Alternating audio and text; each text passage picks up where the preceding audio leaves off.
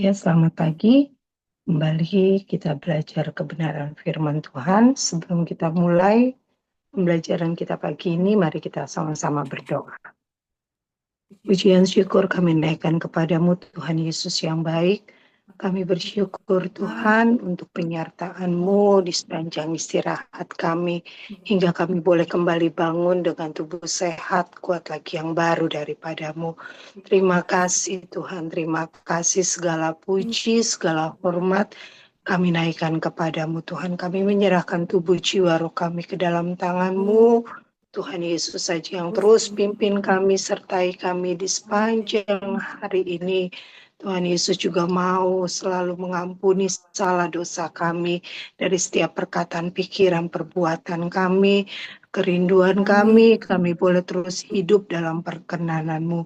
Terima kasih Tuhan, terima kasih saat pagi hari ini Tuhan Yesus kembali kami menyerahkan ibadah Zoom kami pagi ini ke dalam tangan-Mu. Tuhan Yesus tolong kami, biar apa yang kami kerjakan, kami lakukan bukan rutinitas Tuhan, tapi kami boleh Tuhan Yesus mengerjakan ini untuk kemuliaan nama-Mu.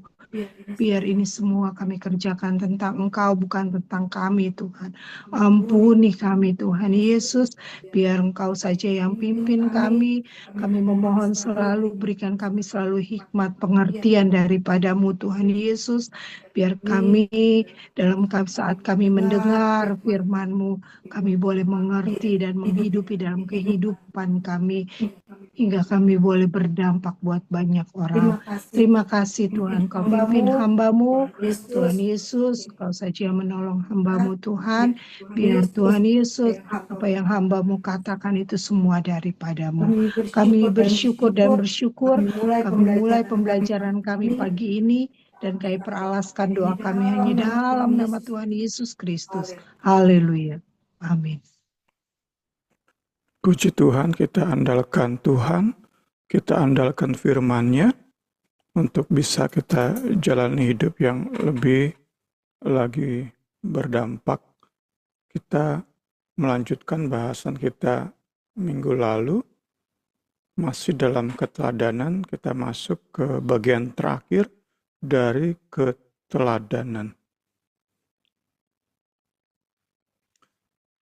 Terus kita ulang pendahuluan, kita sedang dalam melihat 4 kerangka pemuritan keluarga yang sekaligus merupakan strategi kepemimpinan rohani keluarga Kristen. 4 kerangka tersebut, pertama, keteladanan, di mana orang tua jadi contoh yang baik, menjalani hidup yang otentik, bersesuaian dengan perjalanan rohani kita, dengan pertumbuhan rohani kita, sehingga kita bukan orang yang berpura-pura, tetapi sungguh menjadi orang yang otentik, di mana orang tua menunjukkan pertobatan sejati saat gagal. Kemudian minggu depan kita mulai melihat waktu pemuritan keluarga, di mana orang tua dengan sengaja menciptakan waktu yang dibangun dalam irama kehidupan keluarga untuk kita sama-sama memikirkan, membicarakan, dan menghidupi Injil. Kemudian momen-momen pemuritan keluarga, di mana orang tua menangkap dan memanfaatkan kesempatan-kesempatan dalam hidup sehari-hari untuk tujuan percakapan yang berpusat pada Injil. Dan terakhir, kita akan tutup buku kita ini, buku pemuritan keluarga, bahasan kita ini dengan memori-memori bersejarah pemuritan keluarga, di mana orang tua menandai dan menciptakan peristiwa-peristiwa untuk merayakan, untuk memperingati memori-memori rohani bersejarah tentang karya Allah bagi setiap anggota keluarga, suami istri, dan anak-anak. Sekali lagi kita masuk ke bagian terakhir dari keteladanan. Kita sudah lihat kemarin, kita mencontoh Kristus, kita meneladani Kristus supaya kita bisa memberi teladan bagi anak-anak kita, bagi generasi penerus. Tuhan Yesus sendiri katakan bahwa kita adalah terang dunia. Dan lewat firman-Nya, Ia memanggil kita untuk dengan sengaja membiarkan terang kita bersinar. Inilah keteladanan.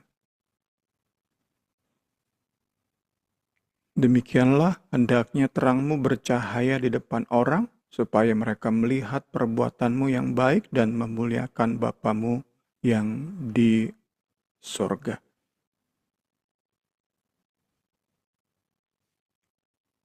Kasih kita orang tua akan menjadi saksi bahwa yang kita ikuti adalah Kristus. Kasih-Nya adalah kasih yang ditata dengan benar. Kita pun mau melayani, memuridkan anak-anak di dalam kasih yang ditata dengan benar. Kita sudah lihat mengasihi anak dengan cara mengasihi Allah. Dan sudah kita lihat mengasihi anak dengan mengasihi diri sendiri. Pagi hari ini kita lihat mengasihi anak dengan cara mengasihi sesama dan mengasihi pasangan hidup. Jadi kembali kita dapati 4 poin. Di mana kita mengasihi di dalam kebenaran, kita mengasihi di dalam keseimbangan, kita mengasihi Allah, mengasihi diri sendiri, mengasihi sesama, dan mengasihi pasangan hidup. Ini yang kita bisa belajar dari buku Pemuritan Keluarga. Anak kita belajar mengasihi sesama dengan melihat kita orang tua mengasihi sesama.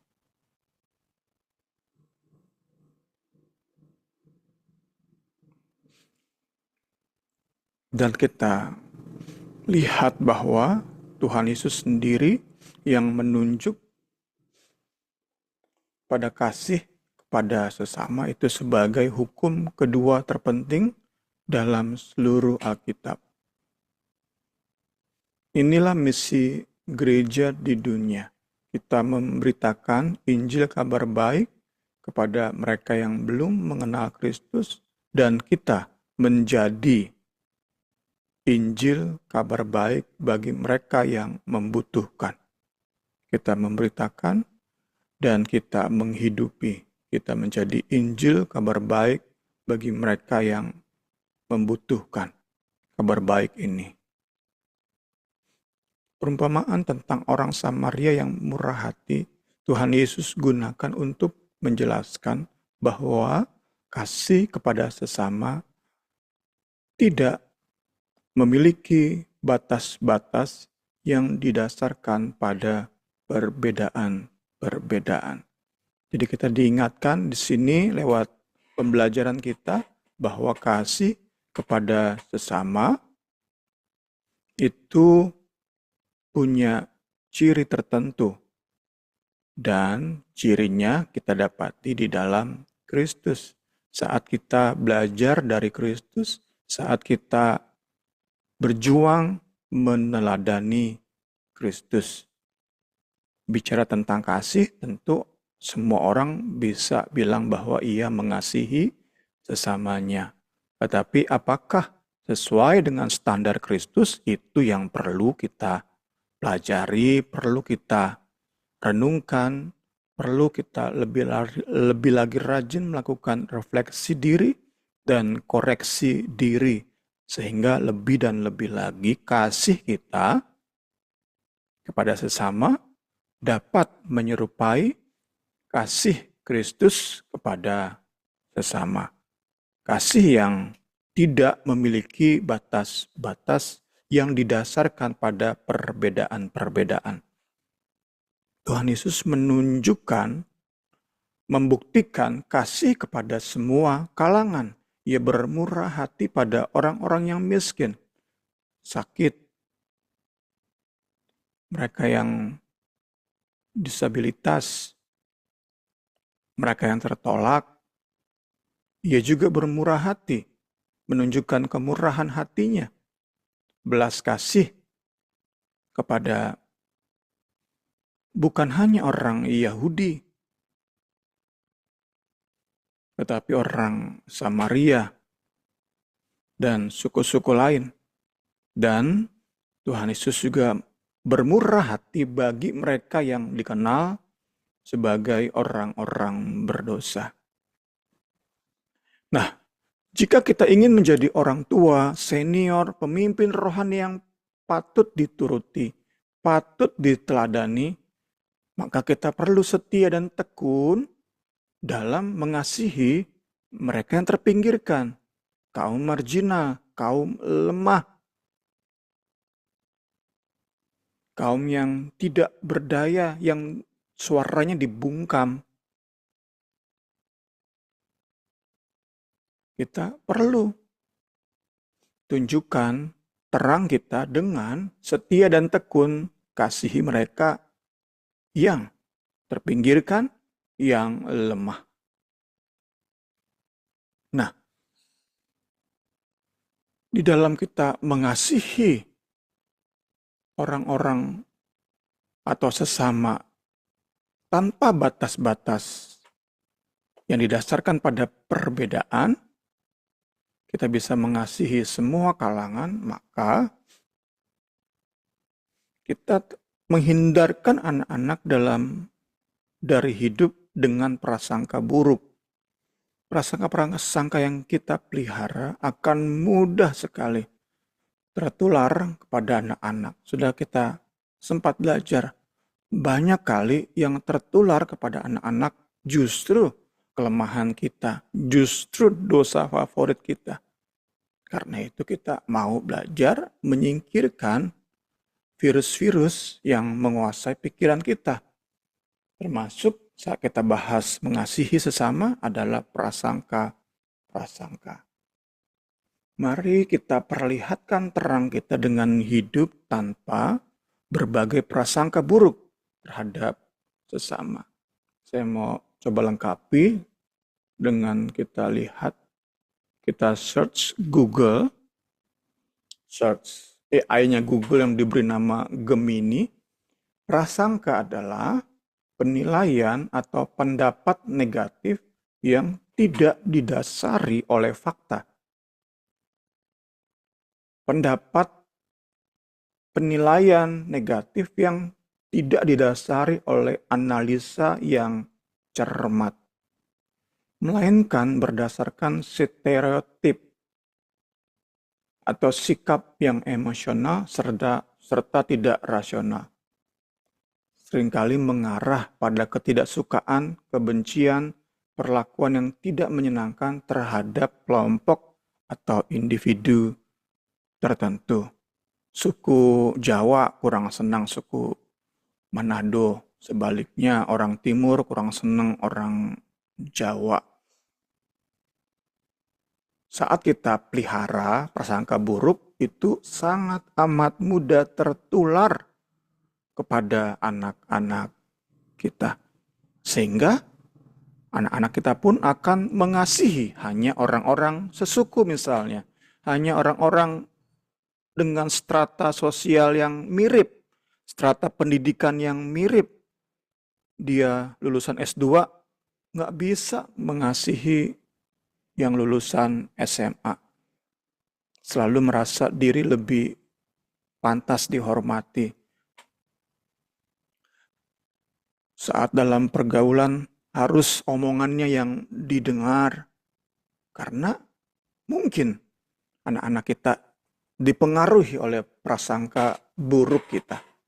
Karena itu sekali lagi, kita yang belajar dari Kristus, kita perlihatkan terang kita dengan hidup tanpa prasangka buruk. Apapun stereotip yang masih ada di benak kita, baik tentang suku, tentang pendidikan, tentang strata ekonomi, kita perlu singkirkan stereotip tersebut. Allah Roh Kudus tolong kita bersama. Saudara-saudaraku, sebagai orang yang beriman kepada Yesus Kristus, Tuhan kita yang mulia, janganlah iman itu kamu amalkan dengan memandang muka.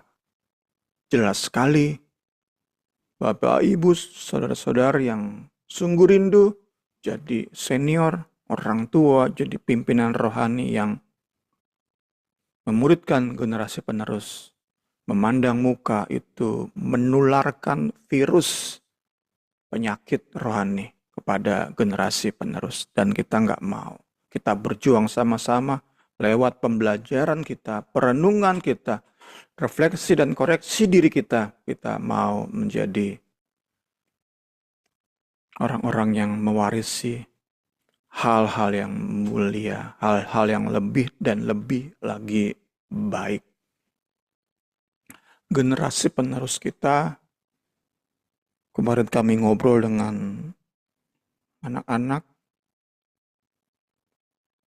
dalam banyak hal, khususnya masalah self-appreciation, masalah menjaga diri sendiri itu lebih TOP. Contoh paling sederhana, konsumsi gula di kalangan Gen Z itu benar-benar bisa jauh menurun. Bagaimana mereka menghargai diri sendiri sehingga mereka mau sehat. Kita nggak seperti itu. Jadi, perenungan saya adalah saat generasi yang tampaknya lebih baik ini, tetapi ternyata dalam hal-hal prinsip seperti prasangka buruk, ternyata kita wariskan, jadi percuma ya, mereka lebih sehat. Tubuhnya, tetapi jiwanya, pikirannya dikuasai prasangka buruk. Kan kasihan ya, kita melengkapi mereka dengan rohani yang sehat. Tubuh mereka, puji Tuhan, karena banyaknya influencer di medsos, banyak Gen Z sekarang hidup sehat, suka fitness, menurunkan berat badan. Tetapi di dalam tubuh yang sehat, jika ternyata para orang tua, para senior, para pemimpin rohani gagal menjaga penyakit rohani itu turun kepada mereka, menghindari penyakit virus rohani itu turun kepada mereka, ya tampak sia-sia ya. Bapak Ibu, saudara-saudari, kita belajar sama-sama. Melayani sesama akan menyuburkan rasa syukur, empati kita dan kasih kita kepada sesama. Melayani sesama akan menghalau sikap merasa tadi ya, karena S2 merasa omongannya lebih pantas dihargai daripada mereka yang SD. Saat kita berinteraksi dalam masyarakat, berinteraksi di dalam jemaat, kita belajar melayani sesama, itu akan menghalau merasa omongan kita yang paling perlu dihargai. Enggak, sama-sama kita belajar. Dan melayani sesama itu perlu kita wariskan kepada anak-anak.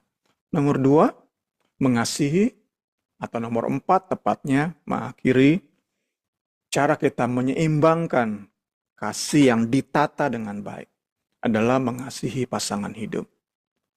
Alkitab menjelaskan bahwa pernikahan kita itu merupakan sebuah ekspresi, ungkapan Injil yang menyatakan, yang mengekspresikan ke dalam bahasa manusia. Hubungan timbal balik antara Kristus dan jemaat, Kristus dan gerejanya. Kita yang sedang bahas bedah buku Efesus, kita akan sampai nanti. Bagaimana Alkitab lewat Rasul Paulus memberitahu sebuah rahasia. Saat kalian jemaat Efesus ingin lihat bagaimana Kristus kasihi jemaat, lihat bagaimana suami kasihi istri. Dan kalian jemaat Efesus, saat kalian ingin lihat bagaimana seharusnya jemaat kasihi Kristus, lihatlah bagaimana istri kasihi suami. Nah, istri tunduklah kepada suami seperti kepada Tuhan. Karena suami adalah kepala istri, sama seperti Kristus adalah kepala jemaat. Dialah yang menyelamatkan tubuh. Hai suami, kasihilah istrimu. Kalau suami gagal mengasihi istri, anak-anak sulit melihat betapa dalam, tinggi, lebar, dan luasnya kasih Kristus bagi mereka. Mereka kekurangan yang namanya kesan. Mereka kekurangan yang namanya image. Betapa tinggi, dalam, lebar, dan luas kasih Kristus. Karena mereka melihat orang tua, khususnya ayah mereka, gagal mengasihi istri. Gagal mengasihi mama mereka. Kasih istrimu, suami-suami, sehingga anak-anak bisa memperoleh image, bayangan, kesan, bagaimana Kristus itu benar mengasihi mereka. Kristus telah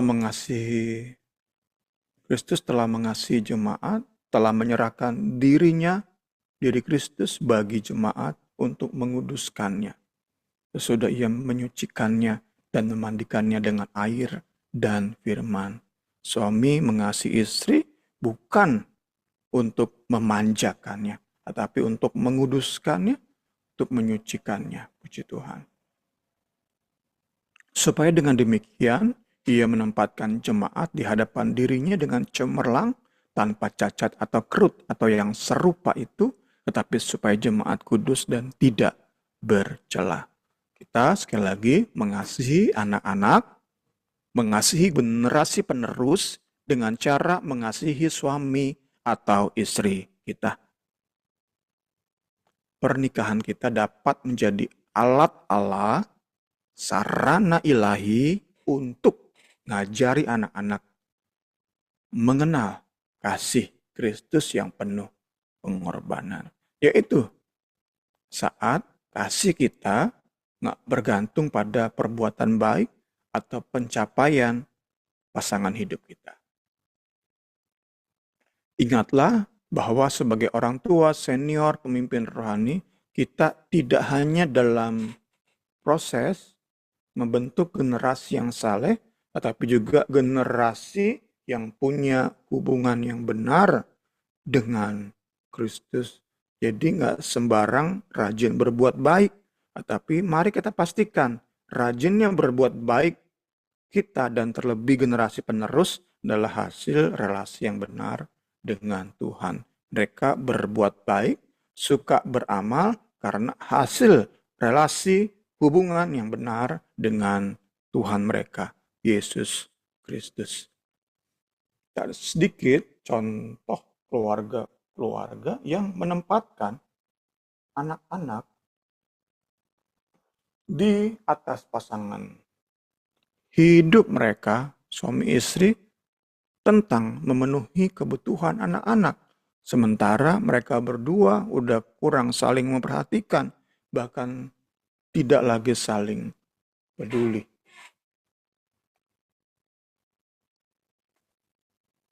Kita tidak sedang mengasihi anak-anak saat kita mengasihi mereka lebay. Sekali lagi, kita sesungguhnya sedang membenci anak-anak saat kita mengasihi anak-anak lebih daripada pasangan hidup kita. Kita membenci mereka sesungguhnya. Sehebat apapun kita katakan kita mengasihi anak-anak, sebesar apapun pengorbanan kita, kita sesungguhnya sedang membenci mereka. Kita merugikan mereka. Tidak ada benefit yang kita berikan. Kita seperti sedang merampas hak mereka untuk memperoleh keteladanan. Banyak kali kita nggak merampas hak pendidikan mereka. Kita sekolahkan mereka. Kita nggak merampas hak kebutuhan mereka sehari-hari. kebutuhan pokok, makan, minum, kita sediakan kamar. Tetapi banyak orang tua merampas hak mereka, punya keteladanan dari orang tua mereka. Dan salah satu kegagalan adalah mengasihi anak-anak lebih daripada mengasihi pasangan hidup.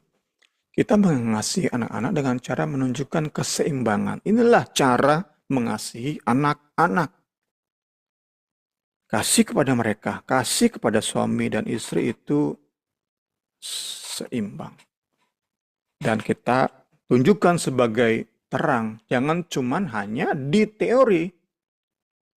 Di mulut kita sayang pada suami atau istri, kepada anak-anak. Papa sayang mama, mama sayang papa. Hanya di mulut di depan anak-anak. Tetapi mari kita tunjukkan lewat tentu perbuatan kita. Kita menjadi terang. Itu yang Yesus katakan. Kita terang dunia, kita perlu tunjukkan terang kita. Sehingga manusia, banyak orang sesama, khususnya generasi penerus kita, melihat perbuatan baik kita dan memuliakan Bapa kita yang di surga. Karena itu anak-anak perlu melihat bagaimana orang tua mereka berkencan, bagaimana orang tua mereka saling membantu, berkorban satu sama lain, memberi kejutan, melayani, saling membahagiakan satu sama lain. Nah, anak perlu melihat terang ini. Nggak bisa suami atau istri hanya berkata di mulut, hanya sebatas teori. Pernikahan adalah perjanjian seumur hidup. Hubungan ini, suami istri, perlu kita terus pelihara dan kembangkan. Sedangkan hubungan kita dengan anak-anak itu hari ke hari menuju pada hari di mana kita melepas mereka. Mereka akan keluar rumah. Mereka akan keluar dari pengawasan kita. Mereka akan meninggalkan ayah, ibu mereka untuk bersatu dengan orang lain. Orang yang kita orang tua banyak kali nggak pernah kenal. Tetapi mereka bersatu dengan istri atau suami mereka nanti. Karena itu, pasangan hidup perlu kita kasihi. Suami istri juga perlu menjalani disiplin rohani yang sehat, yang juga akan menginspirasi anak-anak, di mana kita dapat saling menolong untuk bisa lebih lagi mengasihi Kristus. Kita punya disiplin rohani yang sehat, kita sama-sama saling memberi nasihat, mengoreksi, memberi dorongan, kita bisa melangkah bersama-sama lebih hari, lebih mengasihi Kristus. Kita akan terhindar dari kecenderungan memberhalakan pasangan hidup. Mengutamakan pasangan hidup di atas Kristus. Karena ini bahaya selanjutnya. Tadi kita sudah belajar virus prasangka buruk. Di poin kedua ini, virus praktek penyembahan berhala. Saat pasangan hidup kita menjadi yang utama di atas Kristus, sesungguhnya kita sedang menularkan virus penyembahan berhala kepada generasi penerus. Mungkin mereka nggak punya istri nanti, nggak punya suami nanti, tetapi pemberhalaan itu akan terwujud dalam bentuk-bentuk lain di hidup mereka. Virusnya berasal dari siapa? Dari kita. Karena itu Kristus saja yang perlu dan perlu menjadi segalanya bagi keluarga kita. Puji Tuhan, kita tutup dengan kesimpulan. Ya, inilah mengasihi dalam kebenaran, mengasihi dalam keseimbangan. Kasih kita terungkap dalam relasi kita dengan Allah. Tadi pertama, kita sudah bahas minggu lalu. Kedua, dalam kita mengasihi diri sendiri, sudah kita bahas minggu lalu. Dan pagi hari ini kita lihat, mengasihi sesama mengasihi pasangan hidup. Dalam keseimbangan 4 poin kasih ini, kita meneladani Kristus dan mewariskan teladan bagi generasi penerus. Bagaimana keteladanan kita sejauh ini? Mungkin masih jauh dari sempurna, khususnya bagi kita yang punya orang tua gagal dalam memuridkan kita. Terlebih bagi kita yang seperti sedang mencari jejak, gimana sih cara menjadi teladan bagi anak-anak? Karena kita nggak tahu itu yang namanya teladan. Orang tua kita sangat amat jauh dari yang namanya teladan. Kita seperti sedang cari nih gimana cara menjadi teladan. Yang punya papa mama yang memberi teladan saja akan terus berjuang untuk jadi teladan bagi generasi penerus, bagi anak-anak. Apalagi yang papa mamanya gagal menjadi teladan. Saat menjadi ayah, ibu, kita akan sulit gimana sih menjadi teladan. Pasti akan berat bagi kita yang dibesarkan dalam kepahitan, dalam kekerasan, dalam amarah. Pasti berat. Pasti lebih berat perjuangan kita. Namun kita bersyukur selalu ada harapan di dalam Kristus, di dalam cintanya, di dalam firman-Nya. Kita bisa memulai perjuangan kita dengan memberi maaf bagi orang tua kita yang gagal mendidik, memuridkan kita. Kita beri maaf kepada mereka, dan selanjutnya kita buat komitmen untuk memulai sesuatu yang baru, yang tidak merupakan warisan orang tua kita. Tapi aku mau mewariskan yang baik pada anak-anak kita, anak-anakku. Aku mau memulai sesuatu yang baru. Jangan biarkan anak-anak mengalami kerugian. Tadi ya, kita seperti sedang merampas hak mereka untuk memperoleh keteladanan yang baik. Jangan sampai mereka mengalami kerugian karena kita orang tua nggak bisa berdamai dengan kenyataan bahwa kita tidak dimuridkan dengan benar. Ya, ini memang realita yang saya percaya kita semua hadapi. Kita cenderung untuk menolak kenyataan yang ada. Denial. Kita nggak bisa berdamai dengan kenyataan. Jangan kita sampai seperti itu. Kita mau belajar tadi, pertama memberi maaf pada orang tua, selanjutnya buat komitmen, dan kita berjuang sama-sama di dalam kita memandang Kristus dan giat pelajari firman-Nya.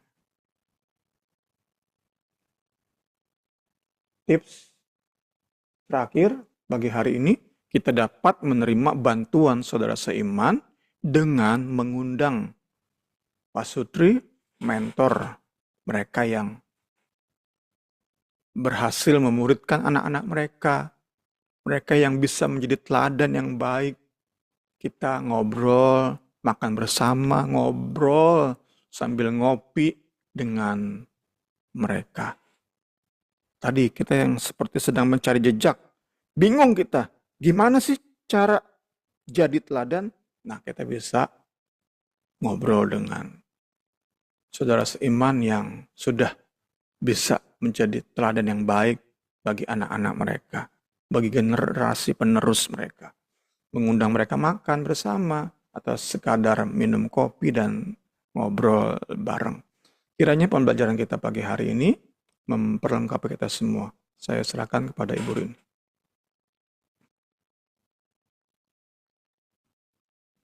Puji Tuhan.